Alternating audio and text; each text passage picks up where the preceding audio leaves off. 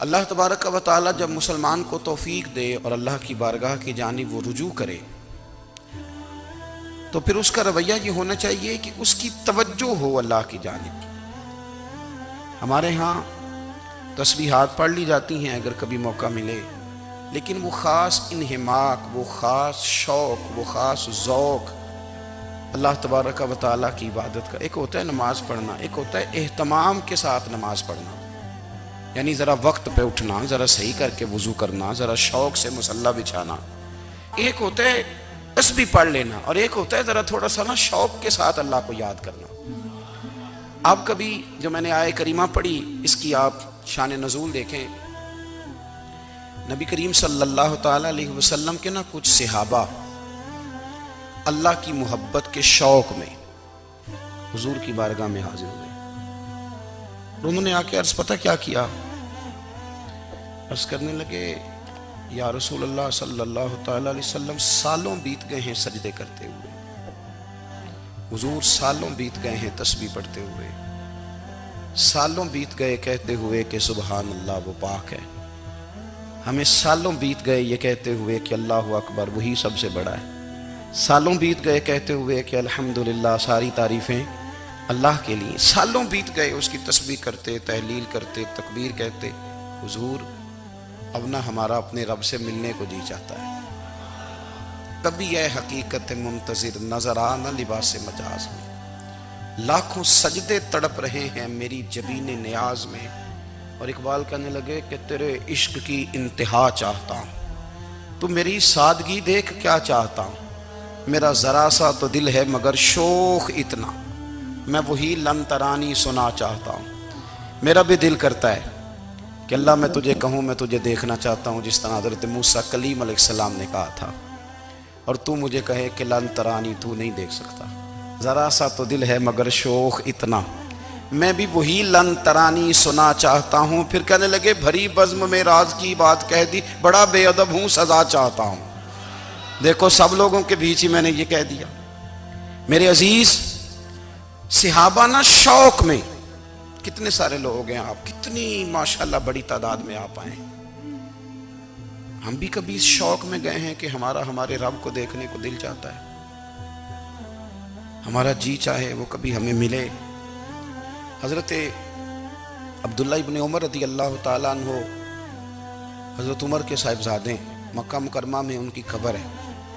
میں نے جب انہیں پڑھا تو مجھے ان سے بڑا پیار ہو گیا. لیکن آپ کو پتہ ہے وہاں جا کے کسی شخص کا مزار تلاش کرنا یا پوچھنا ایک مشکل کام ہوتا ہے. تو ایک دفعہ میں مکہ شریف میں حاضر تھا تو ایک گاڑی والا ڈرائیور مجھے کہنے لگا کہ مولانا میں آپ کو جانتا ہوں، مجھے آپ سے محبت ہے، ایک بات بتاؤں آپ کو. میں نے کہا بتاؤ. کہنے لگے حضرت عبداللہ ابن عمر کی قبر دیکھنی ہے.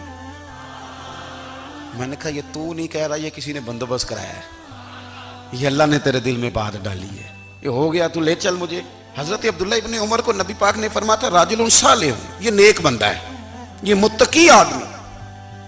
حضرت عبداللہ ابن عمر رضی اللہ تعالیٰ عنہ سیدنا فاروق اعظم رضی اللہ تعالیٰ عنہ کے صاحبزادے ہیں، اور ان کی ہمشیرہ سیدہ حفصہ رضی اللہ تعالیٰ عنہ حضور کی زوجہ محترمہ. ایک دن اپنی ہمشیرہ سے کہنے لگے کہ نبی کریم صلی اللہ تعالیٰ علیہ وسلم گھر میں آئے نا، اور اگر حضور غم امت میں پریشان نہ ہوں، طبیعت کو حشاش بشاش دیکھو تو ذرا پوچھنا تو صحیح حضور کا میرے بارے میں کیا خیال ہے، پوچھنا تو صحیح کہ کریم کی بارگاہ میں میرا کیا مقام ہے، میرے بارے میں حضور کیا فرماتے ہیں. اب بہن کو کام بتائے اور بتائے بھی بھائی، اور پھر بہن وہ کام نہ کرے، یہ تاریخ میں ہوتا نہیں. حضرت عمر فاروق رضی اللہ تعالیٰ عنہ کی صاحبزادی ام المومنین رضی اللہ تعالیٰ عنہ فرماتی ہیں کہ میں تو بس منتظر تھی. انہوں نے تو کہا تھا نا کہ اگر تم حشاش بشاش دیکھو تو بات کرنا، لیکن حضور تشریف لائے، میری باری تھی، میرے گھر تشریف لائے، کھانا پیش کیا تو فوراً میں نے عرض کی حضور ایک بات پوچھنی تھی. تو حضور نے فرمایا پوچھئے. میں نے عرض کی حضور میرے بھائی عبداللہ ابن عمر کے بارے میں آپ کا کیا خیال ہے؟ نوجوانوں میری بات پہ غور کرنا، میرے بھائی کے بارے میں آپ کا کیا خیال ہے؟ تو نبی کریم صلی اللہ تعالیٰ علیہ وآلہ وسلم نے میری طرف دیکھا اور پھر حضور زیر لب تھوڑا مسکرائے. اور بریلی کے امام کہتے ہیں کہ حضور مسکرا دیتے تھے نا تو جو بڑا دکھی ہوتا تھا وہ بھی ہنس پڑتا تھا. اب سوال پیدا ہوتا تھا کہ پھر تو اس مسکراہٹ کے لیے انتظار کرنا پڑتا ہوگا کئی کئی مہینے کہ حضور مسکرائیں تو رونے والے ہنسیں، تو اعلیٰ حضرت فرماتے نہیں، انتظار نہیں کرنا پڑتا، یہ مسکراتے رہنا تو حضور کی عادت ہے۔ جس کی تسکین سے روتے ہوئے ہنس پڑے اس تبسم کی عادت پہ لاکھوں سلام۔ یعنی یہ تو عادت ہے حضور کی مسکراتے رہنا، اس کے لیے انتظار نہیں کرنا پڑتا۔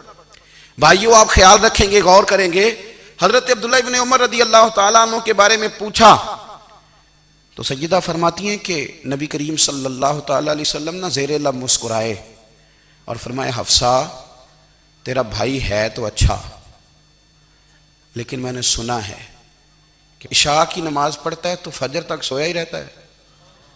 او نوجوانوں، 10 بجے تک سونے کی بات نہیں ہوئی، 9 بجے تک سونے کی بات نہیں ہوئی، 11 بجے اٹھنے کی بات نہیں۔ حضور فرمانے لگے میں نے سنا ہے کہ عشاء کی نماز پڑھ کے سو جاتا ہے اور فجر تک سویا ہی رہتا ہے، اسے چاہیے کہ تہجد کے وقت اٹھا کرے، اللہ کی بارگاہ میں حاضر ہوا کرے، آہوزاری کرے، سجدے کرے، عبادت کرے، اٹھتا ہے اور فجر میں جا کے اٹھتا ہے۔ حضرت جناب حفصہ رضی اللہ تعالیٰ عنہ کہتی ہیں میں نے جناب عبداللہ ابن عمر کو پیغام دیا اور میں نے کہا میرے جوان بھائی سن، نبی پاک نے فرمایا ہے تو اچھا پر تہجد میں نہیں اٹھتا، نفل نہیں پڑھتا۔